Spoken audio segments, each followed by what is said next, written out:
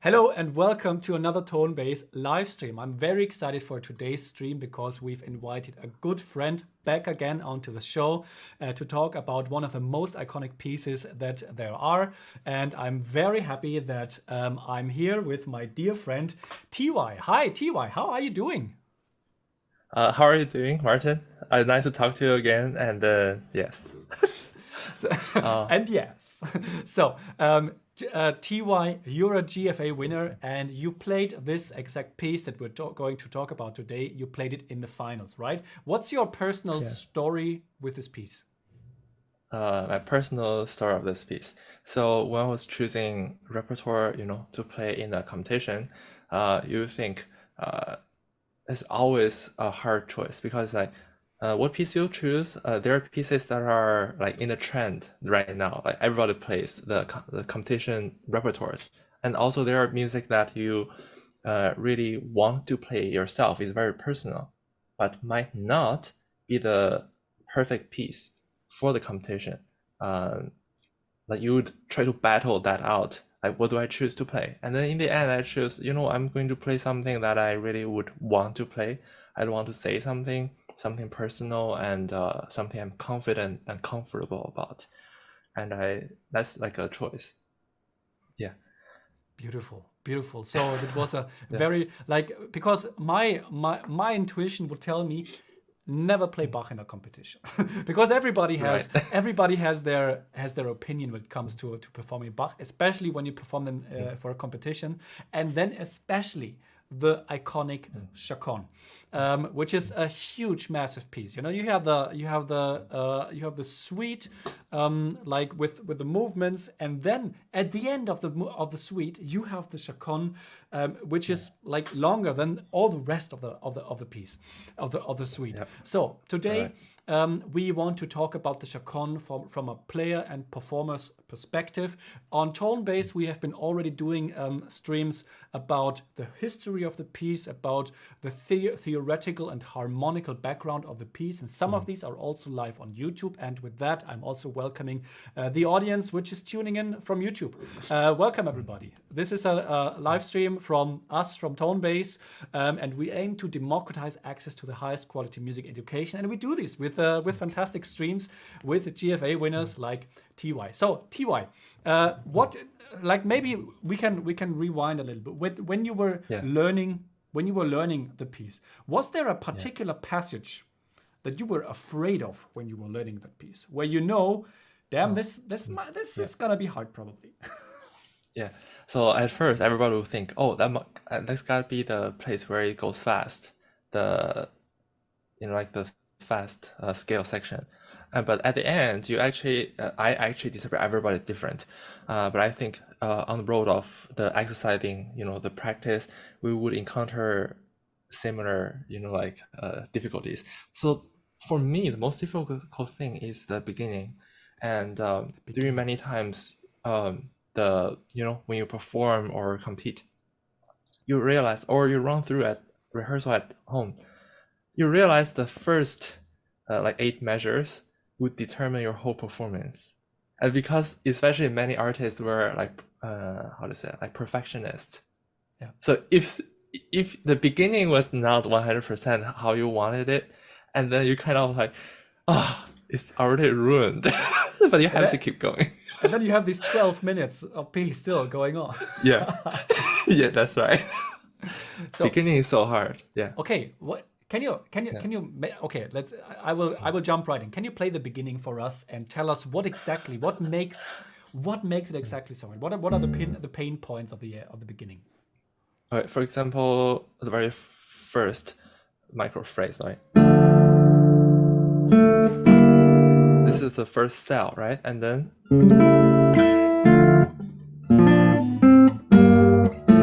we have the, this is like the half of the first phrase, big phrase. Yeah. And then I remember when I was learning this with Professor Sharon, we had whole, I think it's more than 1 hour just on the first 8 bars. But yeah, many people does that. But I find it's very difficult to make the choice because you could be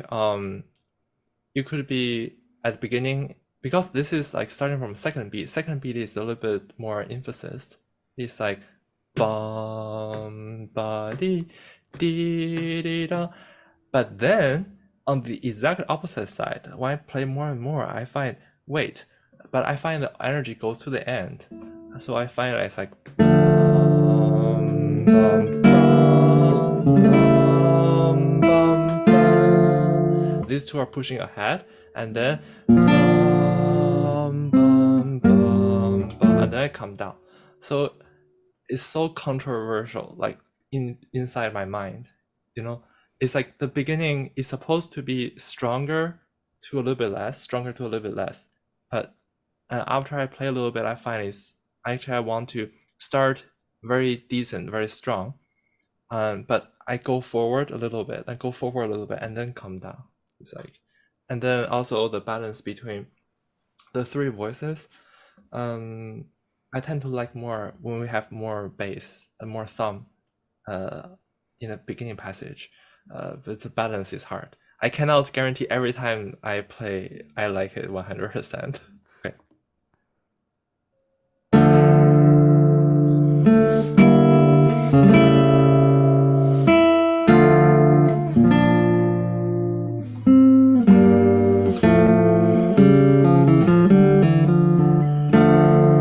Okay, and then what chords to arpeggiate? What chords to play together? That's another question. There are two ways of performing. One is let it be spontaneous, and another way is highly calculated, not even calculated, is highly considering every choice you make when you are practicing and studying. So I tend to do so together, and then together. Okay, and then from the second one is arpeggiate together and arpeggiate like this. So it's so many. Like whenever I do something, I try out every single options out there, and then you decide what you like. And maybe this month you like this way, next month like the other way. So it's a process. Yeah, Okay. I had the idea because I was learning the Chaconne with my professor Joaquin Clerc when I was, I think, in my second or third semester when I was studying. And by the way, we just produced a production with Joaquin on the Chaconne. We are in the middle of editing right now, and we are very excited to release that because it's gonna be fantastic. But I decided for myself after like 2-3 semesters of studying classical guitar, I'm not ready for that.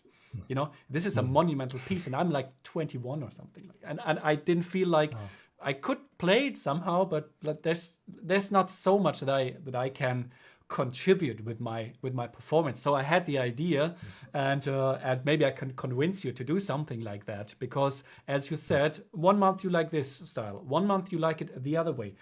If you okay, I'm making the proposal to you now. Please record every 10 years the Chaconne, because this piece, you made it your own with winning the GFA competition with this piece in your final, and I think people can watch the final still on YouTube, right? Yeah, but it was not officially published like the other some of the newer productions. But yes, we have it. Yeah. Fantastic. So please record it every 10 years, and then let's go back, do another live stream in like 50 years, and then we'll compare all your 5 editions of of the Chaconne. Would be fantastic. So I think the choice of like bringing out the bass, especially for a Chaconne, is a very, very wise one, because like the Chaconne, the form of the Chaconne is just it is so the harmonic development is so significant, especially of the bass, so that by emphasizing that, you are on that note creating the arc for the whole piece. And that's why you said the beginning is so important. If you mess up the beginning, you know, it's like messing up the introduction to a very, very beautiful story. But with arpeggiating, especially on the second beat, you are emphasizing what is there's one word I'm forgetting all the time now. But what is so significant for the chaconne as well, for the sarabande, for example, which is the emphasis on the second beat. But I didn't want to it's. Please tell me more. Tell me more, TY. Okay. So it's impossible, to say everything in one session. But just off the top of my head right now, for example, the beginning, exactly about the rhythm. What do you want to do with the rhythm? Because this is in 4 sections, right? It's like 1, 2, 3, 4, 1, 2, 1, 2, 3, 4 is a normal dotted rhythm. But you hear many violinists play this, a pianist play this, and then a guitarist play this. Every version is different, and they have their own charms. For example, some people would do the third beat. I mean, like the dotted beat, the 8th note would be a little bit later.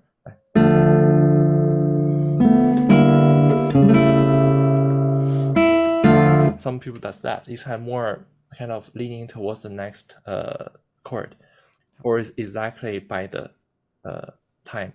Especially from the second phrase, let me see where it is. From here.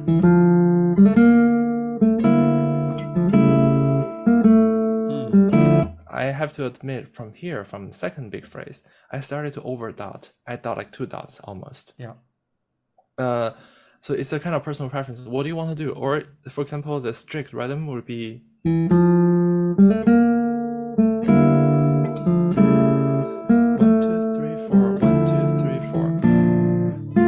I find myself like this.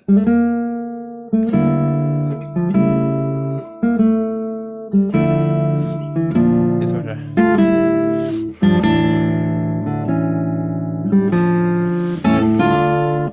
So beautiful. How much do you overdot? So these kind of minor tweaks, we need to be careful. And then this passage was such a pain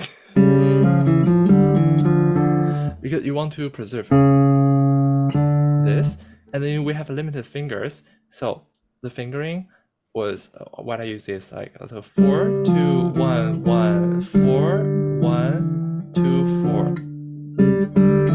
No, sorry, 4 1 1 4. So 4 2 1 1 4 1 1 4. So I can make sure the top line never breaks down. 4 2 1 1. And what was the rest? 4. And then 4 1 1 4. Got it. Fantastic. Yeah. So there's always this choice we have to make as artists, where it's like about fingering is there's the most obvious way where we can play something, and then there's what do you want? Okay, so I want to connect the top line, and then I don't want squeaks. I don't want like. I don't want people here. I have single common finger shifts, and I want to preserve the bass line. And then you make yourself something supposed to be easy, complicated, and then you try to make that playable. And then sometimes it's this. Okay, so let's just say easy. Let's play the easy way. I'll try to talk fast. It's like 3 versions when you're first learning, for example, this part. There's the easiest version where if you don't pay too much attention to this spot, you just hear over it, you wouldn't even detect anything. It's just music. Go da da da da da da. It's okay. And the second way is, I want to do something more. So you try all this hard fingering, try to achieve your artistic, like goals, ideals, and then you start to sound bad, not as good as just do the simple way, and you start to doubt yourself. Should I do the hard way or the normal way? And the thing is, like after you practice for months, the hard way will work or it will not work. You will know. So there's like, how much do you want to push that goal? Is it doable? And then is it going to actually project your ideas fully without sounding like, oh, I can see what the art is trying to do, but it doesn't work. Exactly. So that is really difficult for something like this. Wonderful. And I think this is what requires a lot of experience from the performer to know, because as performers we also, and as interpreters, we also don't want to waste our time months over months practicing something that just won't work. I had a similar thing about a certain fingering in the Valsiana by by Sergio Assad, where I just tried and tried and tried, and it looked beautiful on paper, and it made all sense, But I just couldn't make it. My fingers just wouldn't. I was not able to reproduce the idea, and it's exactly as you said, the idea. Sorry. That's it. Or which way? I do with 1 and 2. I do with 1 and 2. Because but it was I think it was a do do do do do dum. I think it was a passage when I went up. This passage exactly. I don't remember. Like I've played it, I've recorded it for YouTube, and then I forgot it. That's how I did. Now I don't know why. Anyway, let's go back to the Chaconne. Getting the first passage is of vital importance, and we need to find the balance between what is musically logical and what is performable. And for that, you need to find a balance, like how much can you push your fingers and will it work in the end? And for that you gotta try it. The fingering that you written down here, I think they work really well, which is beautiful, and they convey an idea, and they are not highlighting a certain technical issue via introducing the sound of certain squeaks or something like that. So let's talk about another passage. Like what was the beginning? Of course, the beginning. Oh, yes. Okay. Yeah, let's try measure 81. Measure 81. And by the way, yes. Because someone was asking which edition you are using, and I recognized the edition. Yeah. I think it's from similar to this. It's the urtext version of the violin that you're using, I guess. Yes, yeah. Because it looks Neue Bach Ausgabe. Yeah, the violin version. Yeah, yes, but I'm not strictly playing on violin. It is when we were working together with Professor Sharing-Spin, we still love some of the added basses from the Segovia edition, but we kind of find the middle ground where it will complement the effects, but not changing the harmony. Like that, it's just like complement the idea. So it's kind of based on the violin, added some Segovia in there. Yeah. I think it does make sense because of the added range of the instrument that we have. We have 2 more strings than violin, so why not use this, especially for the low D, which is so beautiful in that piece. I have a friend who is experimenting with using actually a spider couple.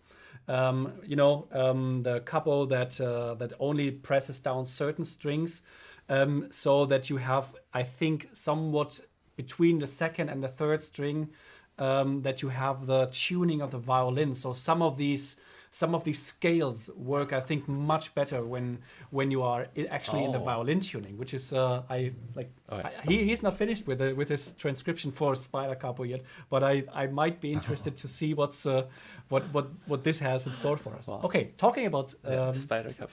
Yeah. Talking about scales, I have this open up here. How do you perform these ridiculous 30 seconds? 30 Okay, so double quavers. So this is one of the questions I was preparing to talk about today. Is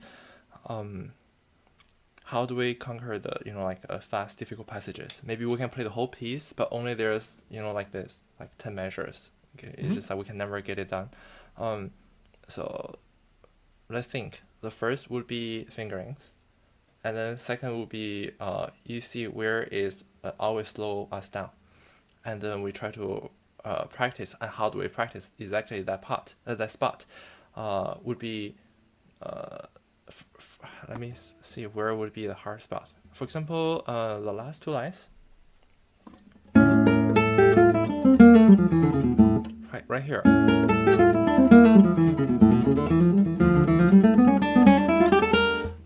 Right here, you could just practice just this part, and then the important part is we always do this. I do this also before. When it's easy, we go very fast, and when there's a hard spot, we slow down. And every time we do this, and we never play evenly. Like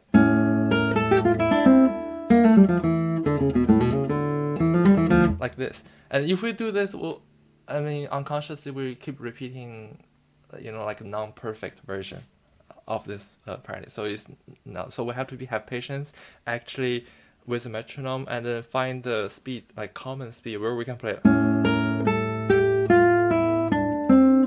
We can play everything perfect and even, and from there, that's your true, like a good take, and then we get from there and we keep going better. So that's very important.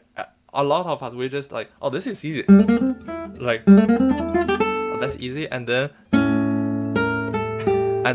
the rest is easy. So every time we go there is it's so slow. So that will never work, that spot. Exactly. Like if you can practice for a month, that will never.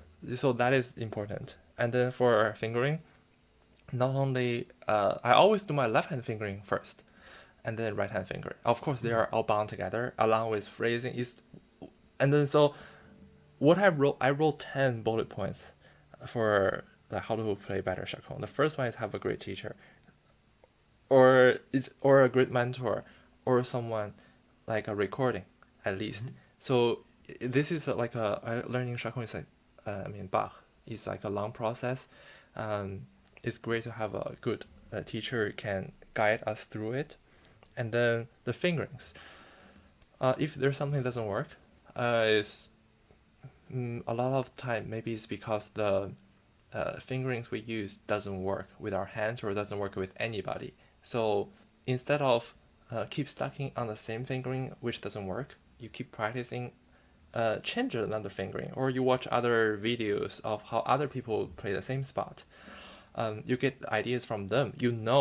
Like 5-6 methods, and you try to cook your own method, and maybe suddenly you think, oh, this would definitely work, and then problem is solved. So that is something. Yeah, so at least 2 things I want to share is, if something doesn't work, really look for how other people play it, contribute to your ideas, and you try to figure out a solution.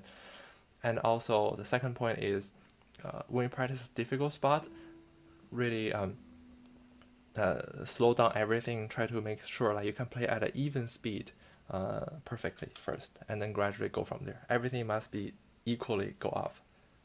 Yeah. Wonderful, fantastic. Yeah, For this that's a very important approach because we as you said, we trick ourselves that we actually know that we can play a certain piece, but we always slow down at the passage, which is difficult. And like our hand does not know what is right or wrong. Our hand just knows the amount of repetition that we've done, and when we always repeat it that way, like we cannot like expect for our hand to magically solve it on its own when you're in the concert and then play it and say, okay, now I want to play it in tempo. No, as you said, your true tempo is the one where you can play everything in the right relations. I think that's what we're trying to say here, right? Yeah, and also very easy way. Like you can open your phone to record this passage. You can just, like from measure 65 to like 75, and just play at a normal speed. Play there. Okay, so if you mess up someplace, just keep going. Okay, so have a clean score. And you circle all the spots where you messed up. Maybe you think I can definitely get this right next time, but there are 2 kind of mistakes where it's like you don't know where it will pop up in this passage, and another is you always screw up here. But either way, so you mark those and you practice just that part. Don't like, for example, you have like one place difficult, you practice like 10 measures every time. That's a waste of time. You can just practice those like half measures, 8 notes, like 3 notes. Always practice like have a note before and a note after around the difficult passage. I think that's what I wanted to add. Beautiful, wonderful. Yeah. I would like to ask a question, because for me it's always of utmost interest when someone plays the Chaconne, and I want to ask you about I want to ask you about this here. How are you doing these arpeggios? The arpeggios are mostly strict follow Segovia version right here. Got it. got it. Do we have? Yes. Let me see if I have it in the forum here. We have some questions in the forum which we are going to address at the end of this presentations, and but here in the Segovia version, the arpeggios are notated. Got it. Fantastic. Fantastic. That answered my question. So, so let's talk about general concept. When we enter, I think, one of the most beautiful passages in music history, which is, of course, you probably can guess it when we go from D minor into the D major part. What happens there for you as a performer, as a player? Okay, whenever I play this piece, some pieces are very what's that word? Like what's that word? It's like they're not particularly depicts like emotion. It's like a modern contemporary music. My mind got blank. I cannot figure the word. Abstract? I don't know. What's the word? Maybe. No. Yeah. Maybe. I don't. It's I forgot. Yeah. So, for this music, I always really have an emotion when I play. It's almost like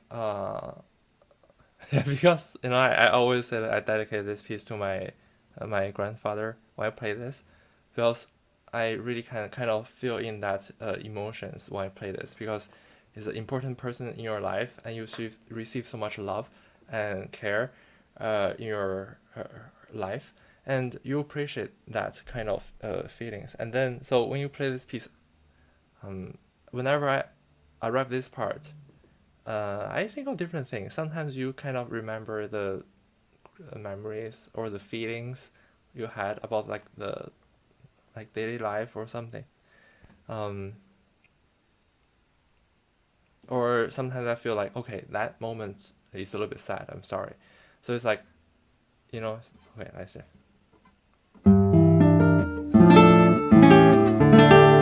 It's like, okay,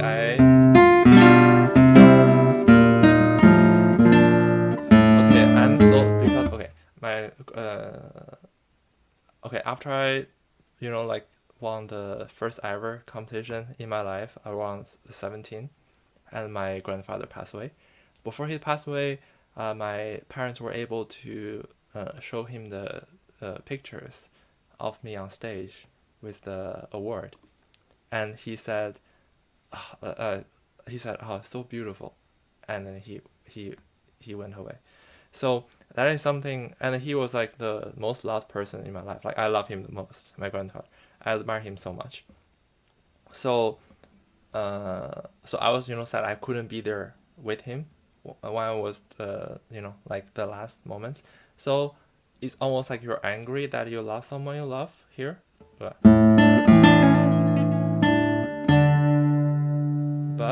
it's already the past. You cannot do anything. You could be standing there.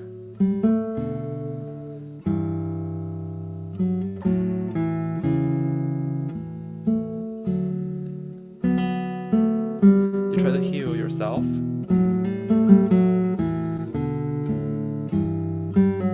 You try to talk to yourself that those are beautiful memories, and beautiful things will pass, but what the most important thing is the memory, and then I should accept it.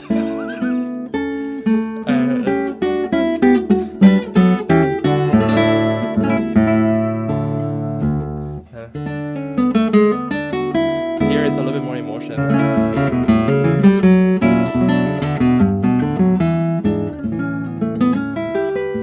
It's okay. It's like this battle. It's like two voices talking in your head. It's like, oh, it's okay. Be happy. He wants you to be happy, and then, it's like life still goes on. You have all those love in your life, but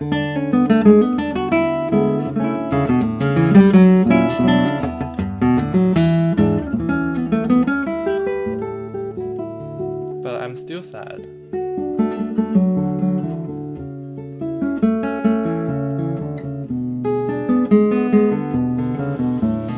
And here,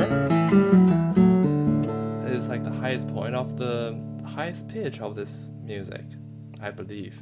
It is exactly at the golden ratio of the whole piece, and then right here.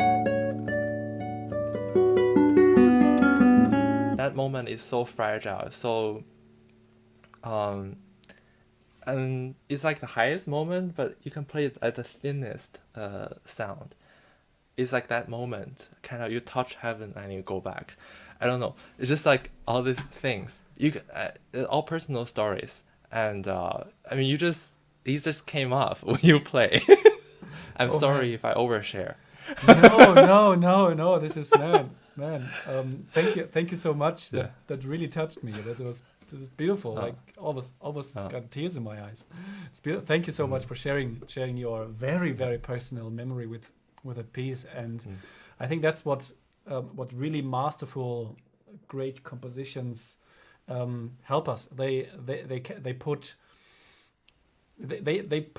something into words that we can't, and it's very cliche when I say something like that, but with a piece like that, it's beyond beauty. It's like, because it's not just beautiful, because it's painful and it hurts, but through this emotional like range that Johann Sebastian Bach is opening up there, it just shows the human condition that words can't describe, and you just like it's just beautiful. I just forgot what I said. No, it's maybe this shouldn't be on live. Exactly. No, it's there, it's and you man, that's such a beautiful connection you have with that story, and we could really hear that there's there's an emotional grandness behind that, and I really love. Thank you so much, man. TY. I didn't expect that when we started with that, but it's beautiful.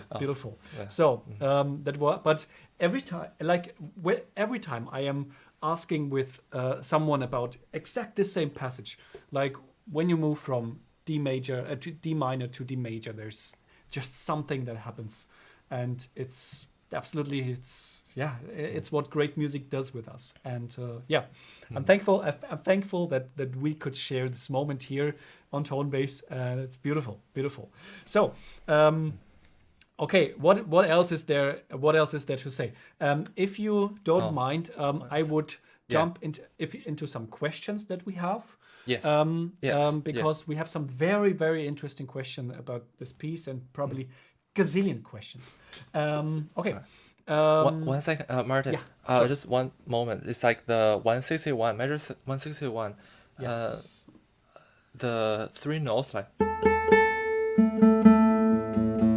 Yeah. Those notes are really magical. But in this version, we didn't have the middle line, so I added that from the Segovia version.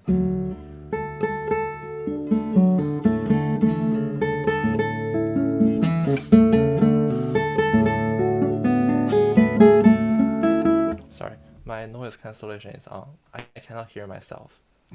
Let me turn that off. Okay, now I can.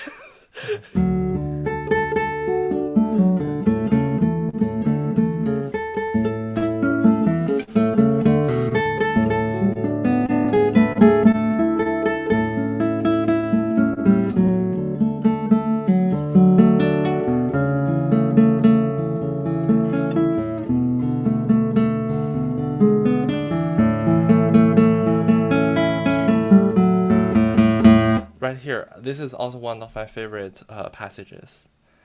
This spot, and I really loved to add the in there as well on top of the violin version. Right? Yeah, fantastic. So it's a merge between the violin version and the Segovia version, where those additional middle voices are added. Yeah. Fantastic. Beautiful. Thank you. So, okay, let's go into some questions. The first question that I want to dive into are the questions that we received in our very own Tonebase forum. So, for every live stream that we do, we are creating a dedicated live stream thread where people can ask questions before the stream. So, and the question that we have from Barney here is actually sharing the arpeggio passage from from the Segovia version. And some questions are here. I have a few questions to start for the live stream. Sorry, Barney, we didn't start with those questions, but here we are. So on page 5, measure 1, see above. This is a difficult stretch for my small hand. I also tried playing in 6th position, but that affected smooth continuity of arpeggio. Is it okay musically to simply omit the high B flat on the E string? We're talking about this this note here. Do you have any help that might help Barney playing this difficult stretch? Exactly. This is the situation. Is we were talking about the fingerings. This is a spot like no matter how much you practice, you cannot get through that if the fingering does not work like well enough for our hands. So let's look at the measure from 106 to 107. So let me see.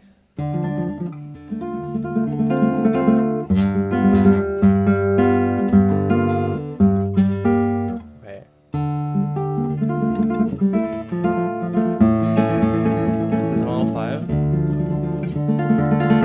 This is 105. 106. Right here, change the chord before 107. Play the E flat on the 3rd string already. From here.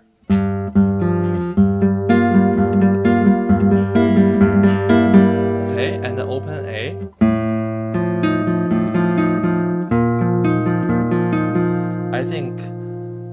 I know Barney. Barney can definitely do this. His technique, the size of his hands, he can do this. But some people, we might struggle to reach this, but he can do that. Okay, so it's a 3, 1, 4. Like this. And then whenever I love open strings. Can give us a break.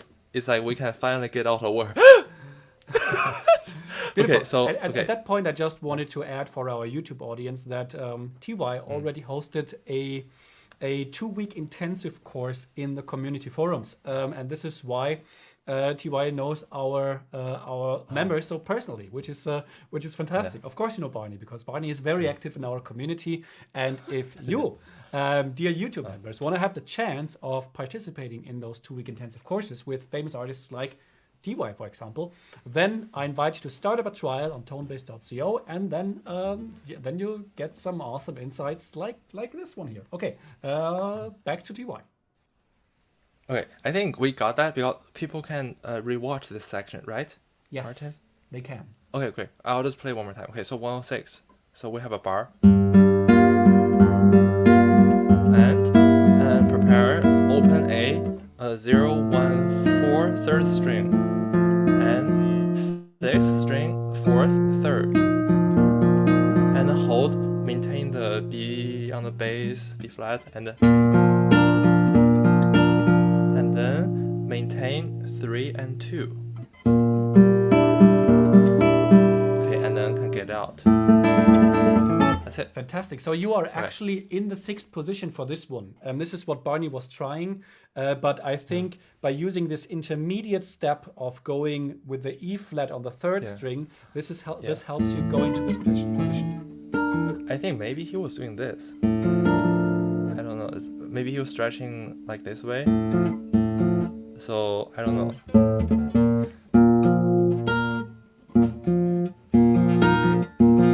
Maybe this. Maybe he was doing that. I'm not sure. I think this is what I was doing.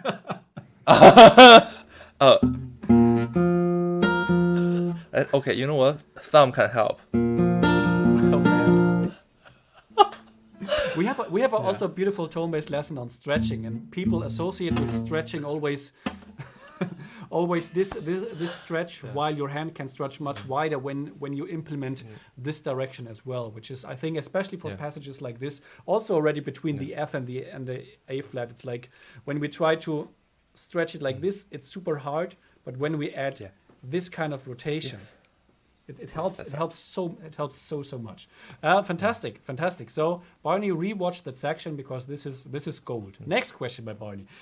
Do you actively? Oh, I put up the form again. Oh, make it smaller Oh, again. Do you okay. actively mute or damp the strings where there are rests indicated in Segovia's version of the I piece? do see it. Okay, I don't think I have the Segovia's version right here with me. Uh, okay, how about let's look at the next question. I'll quickly look up. I think I have it in my folder.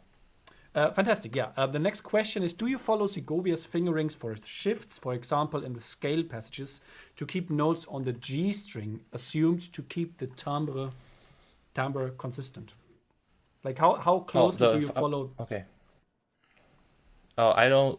Okay, I definitely went through Segovia's finger styles very first, and then, but finally I completely don't remember what his fingering was. Because two reasons. First is I want to learn the piece without any influence first. Like I prefer that. Of course, you will look at other people's fingering. So at first, it's like try to because I started to learn it from the Neue Bach Ausgabe version, like the volume version first. So there's no fingerings, and you start. You know what? Let's have a fresh paper. Let's just think what we could do, like a new mind. You know, it's like you have a new room and you try to arrange it, and then you go back. You can see how the other people does it. So for me, especially as a guitarist, fingering suggestions from the score does not weight that much. For my experience, I feel their suggestions they have nothing like kind of. I mean, modern pieces are more important the indications. I think it's different era, different music. You know that this was originally violin music, so whoever transcribed it for the guitar is their own personal take on the piece. So it's different than say, oh, you have a composer. I compose for the guitar. I want you to play exactly right here for this sound. You know, like I want this warmer. I want that to play right there. That's more specific. So for Sego's fingerings, answer is not so much. It will be one of the references, but not like so, oh, I have to play like this. You know, but if we say, oh, I love the sound of Segovia so much, and then I want to play the way he played, then yes, we should try that. Yeah. Fantastic. And I just want to take one very small moment because we are streaming this also live to YouTube, and we just got our very first donation on a YouTube live stream. Thank you so much. Can I see who did this? Can I? Oh. I don't want to report this. I don't want to put. Well, thank you so much. He's writing, or she's writing. I don't know. A nice guitar. Can you tell us a little bit Oh. about your guitar before we continue? Okay, great. And on the side note, I found the Segovia score just now. Okay, and then the guitar. Greg Smallman. I have to thank the great artist Vladimir Gorbach for this guitar because we were like, in the GFA convention in 2018, I think, I was sharing like a suite, like apartment suite with him in there. We were both artists there, and he was a longtime idol since 2011 when he won GFA, and then we talked a little bit, and then I was saying, oh, I want to get a Smallman, but it's impossible, and then he helped. He's so kind, and he helped me link to a Smallman, and then he helped me get this guitar. Okay, I think I can say, yeah, for 3 months, I think. I ordered it and I got it for 3 months because a very kind client of Smallman said, okay, you can let TY have the guitar first because he needs to play concerts. I can wait for another half year. That person, I don't know who, but thank you. And also Vladimir so much. Like he invited me to Sydney, and then he got the guitar shipped to him, and he take care of it, and then he gave it to me. Just like cannot have this without him. And I love this guitar since young. Yeah. Beautiful. Thank you so much. Thank you again for the YouTube user for the donation.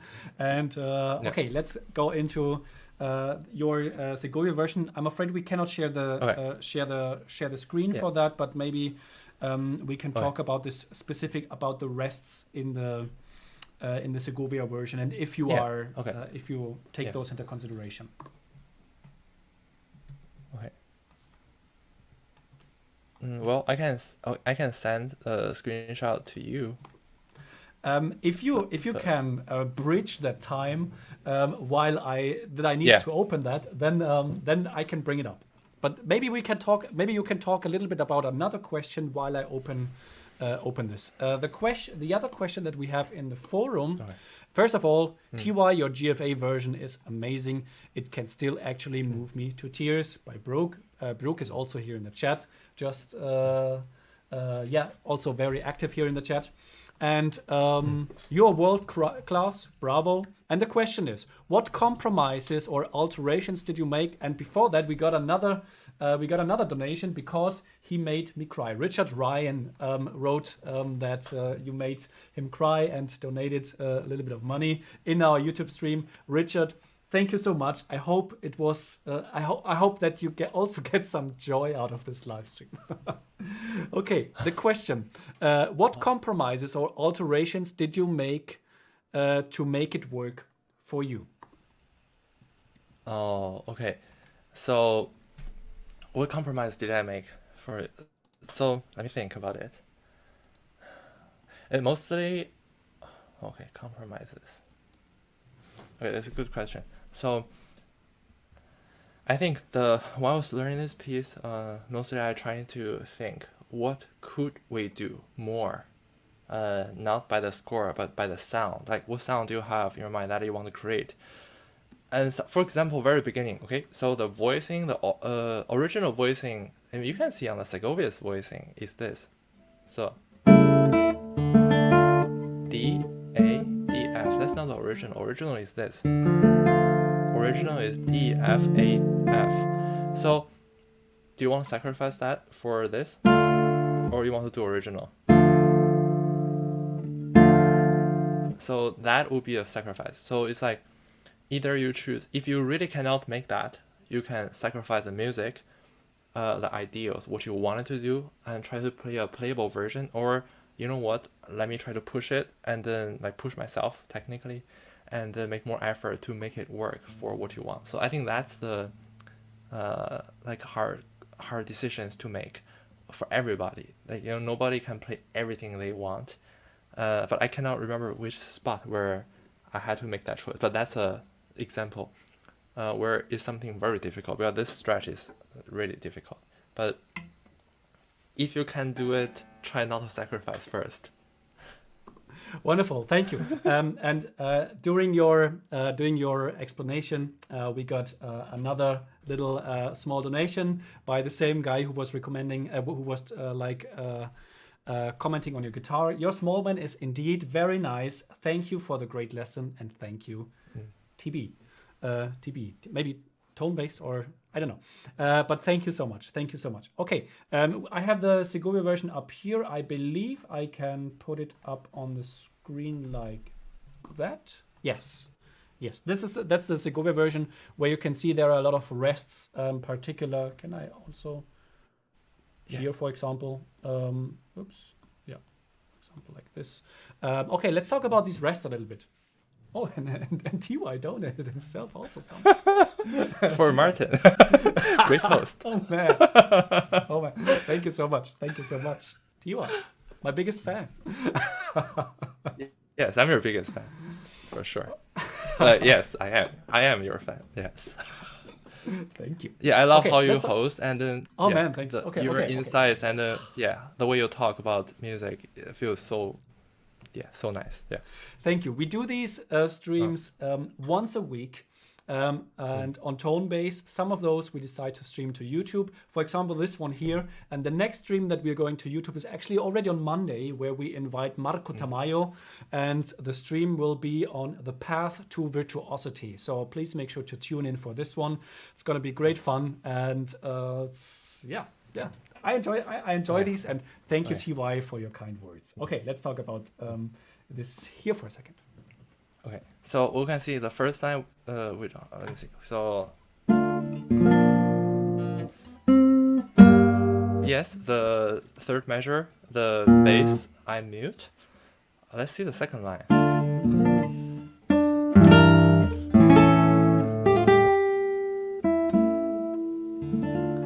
So the second measure, I mute a little bit later. So and I keep the A. On the last G, I mute. This for me is a little bit dry. So I do. So unmute.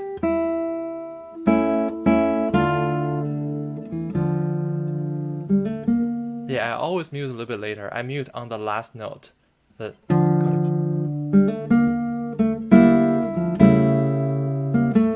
Yes.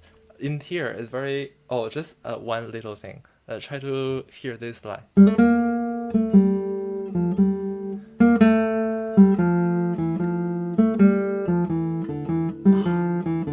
That line. So delicious. When you can hear it when you play. Yeah. Very delicious, exactly. Oh, I can. Okay. Fantastic, beautiful. Yeah. This is going great. This is fantastic. We have two more questions in the forum, and then we jump into the gazillion questions that we have in our Vimeo chat, and then we jump on into the questions that we have on YouTube. So, a second question, more of a personal question. We already touched a little bit on those. What two phrases are the most beautiful phrases from this piece for you, and why? What two phrases are most beautiful phrase? Okay. I actually like the beginning of the last section here. This is like the most painful musical passage I've ever experienced. Right here.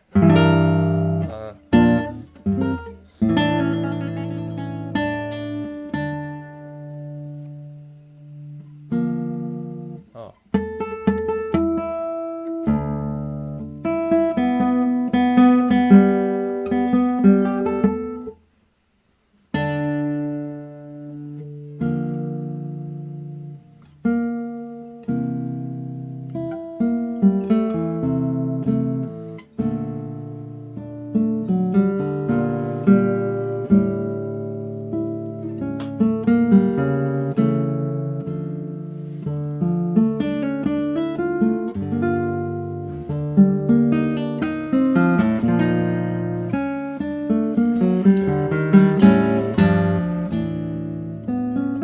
And here.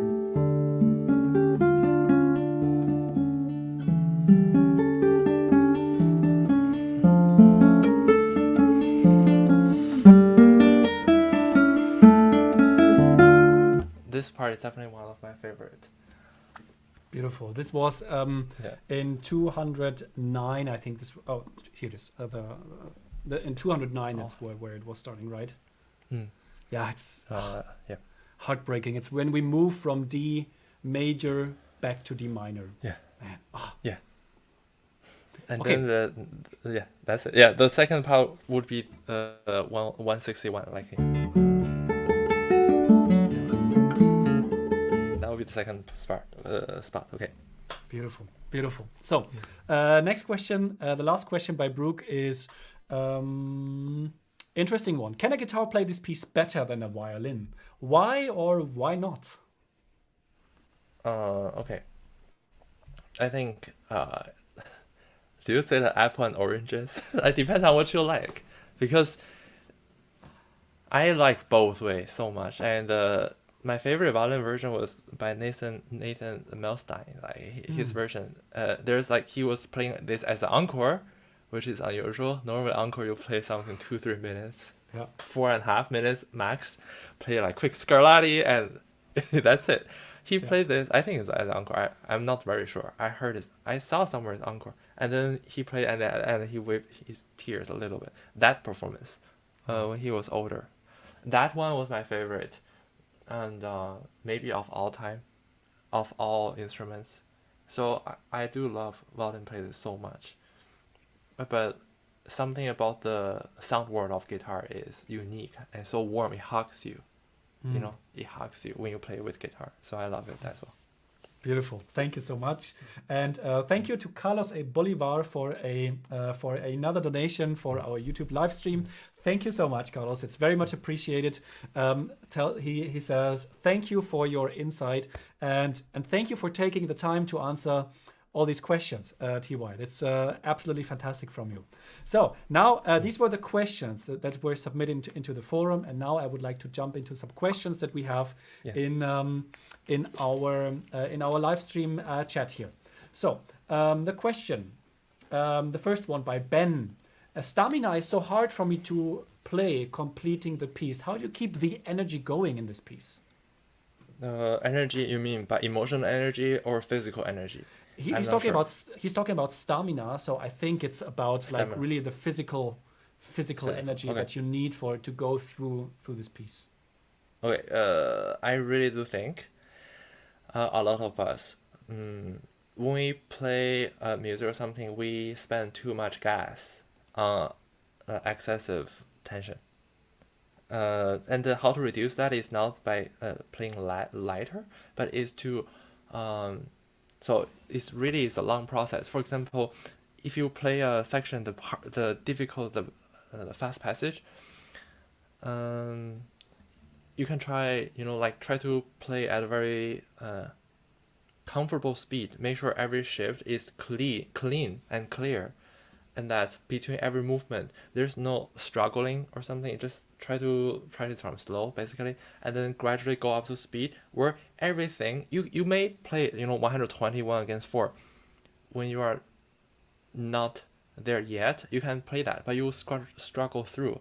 Your miles per hour is going to be lower, but when you practice maybe 3 more months constructive practice, and then you have built up such cleanness and then comfort, and you are at ease. Every shift is well composed, along with supported fundamental exercises for stretches. You're more capable of doing this, and then you doing at this speed and then this passage, you'll feel much easier. And think, if I need to say one thing, that'll be the most important, which is to practice well. In a way that is, you take care of small things, because those small things we're not taking care of. We're always like holding extra attention. Your connection is breaking up a little bit at the moment. I'm sure. Oh, sorry. You're back again. Okay, you're back. Oh yeah. Yes. Fantastic. Yes. Yeah. Fantastic. So yeah. Okay. Sorry. You wanted to wrap it up.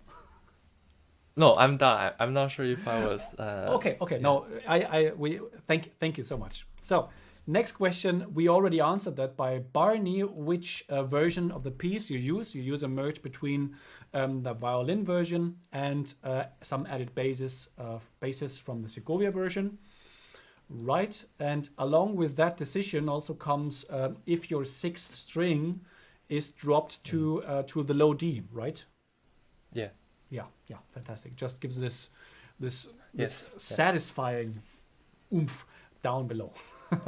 So, and we've touched on that a question as well. The question by Celiotis is: do you get ideas by listening to great violinists like Minuhin, Isaac Stern, Heifetz, or Nathan Milstein, for example? Yeah. Yes. I'll get so much inspiration from them. Everybody has so much difference in their approach. Yeah, I've heard them, and also I heard Isaac Powerman's playing, which is like so straightforward. Everybody have different depth of interpretation, and different emotional depth and everything, and about speed and temper. Even though sometimes you don't like such a performance, but that will help you as well. For example, there's sometimes like, oh, I think this is too dry. It has no emotion. It just like goes straight through. Sometimes like a little bit, I don't know. It's like old school interpretation, which is very tasteful if you hear it more sometimes, and especially in Bach.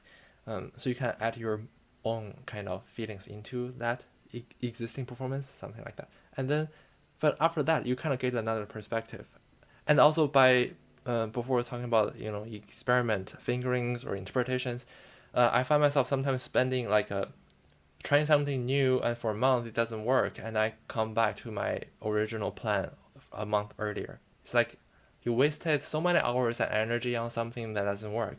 It seems to be a waste of time, but actually you learn something which is really valuable. It's, I think, for, I don't know, filming, audio engineering, a lot of things, I don't know that much, but I assume learning what not to do sometimes is even more powerful than learning what is good to do. You learn, it's like what not to do. It's also helpful. Yeah. Exactly. You need to be like a sponge that just takes up all the information that you can get, and those can also be like recordings that you listen to, and define your own style by what you like and also what you don't like. I think that's very, very important. Fantastic. So, next question. Are you familiar with the versions by Calevaro and Yamashita, for example? Or Yamashita, I don't know. Probably. Yes, I heard Yamashita. The other one, I'm not sure I heard of it yet. Got it. Okay, but no particular. And so the next question is, there's an easy, it's not a comment, it's just a comment. There's an easy solution to that stretch on how to resolve on the dominant seventh. She's linking a YouTube video. I invite you guys to watch that after the live stream, after the one that we're doing here. I can show the other video right now here because otherwise it might interfere with our own YouTube stuff. But thank you. I'm going quickly into the YouTube chat and see if we do have some questions there as well. But until then, thanks everybody for submitting your questions. Those were super exciting and super helpful to dive deeper into the piece and connecting you with the world-class artists like TY, which is always great. And I always love to be just the linking, or the link in the middle. Okay, let me check. I think there was a question in the chat. Right in the beginning. We've briefly touched upon that. But what passage personally for you is the most challenging? Just apart from, of course, musically the beginning. Yeah. What's the most challenging? Where did you struggle the most during practicing and performing the piece? Yeah. So maybe So definitely the scale section. Around like the 65 to 75, that would be one of the most challenging part of this piece, for sure. And that's the place. Yeah. Yes, the 65 from here. I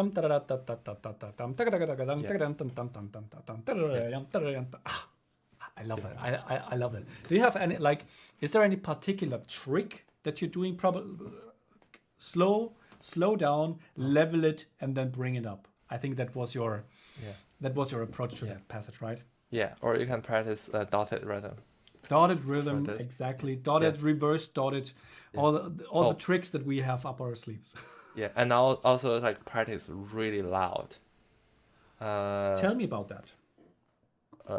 Actually, I got this idea from a colleague, a friend in Juilliard School, Alberta Curry. We were studied together in school, and then we're just discussing how to practice. She said, when there's something difficult, I just play really loud, really powerful, and then when I relax, it's easy. It makes a lot of sense. And you can try to just play really loud for 2 rounds, and you play normal. It's wow, it's actually easier. Wow, that's fascinating. I've never tried. I heard this approach by I think by Laura Young. During a live stream that we did with her. I do something similar when I practice difficult shifts. For example, in the Toroba Sonatina, what I play, and just extend those shifts. And then when I go back into the original composition, it's just what a tiny guitar I have suddenly. Yeah, that makes fantastic. TY, thank you so much. This was so heartwarming on so many levels. It's always a joy having you on the show. It might be the 3rd time now, I think, that we've done one of these. We've done, I'm not sure. Please, someone go into our library and see how often we did this already. It's always the greatest joy having you here and sharing your insights as a performer, as an educator, and also as a human being. And especially with a piece like that, I think you really showed your qualities in all of that, what I've been just talking about. And it's been an absolute pleasure talking with you for the last hour about one of the most iconic pieces that we have, not only for guitar, not only for violin, but for in all of our music that we have. Thank you so much, TY, for being here. Yeah, thank you, dear Martin. Yeah, you're like, I can hear so much, it's like insights and artistry through talking with you, hearing talk. It's a pleasure to be here with you. Thank Wonderful. you. Wonderful. It's our, you are the treasure of tonebase. Oh man, getting red here on public, on record. Man, thank you so much. Everybody out there, thank you for being here and for participating and watching this live stream. You can rewatch this live stream on Tonebase and go back into the library and just discover so much more. As I said, we will have another public live stream going out on Monday, also at 11 a.m. Pacific time with Marco Tamayo. And now for everybody out there being on Tonebase or being on YouTube, thank you so much for being here. Thank you for participating. If you're not a subscriber yet on YouTube, please consider subscribing to this channel. There's much more coming in the following weeks, months, and hopefully years and years and years to come. And if you want to dive deeper, consider starting a trial on Tonebase. And for now, thanks everybody for tuning in. And again, TY, thank you for being such a good mate. And thank you so much. And take care, everybody. And bye bye.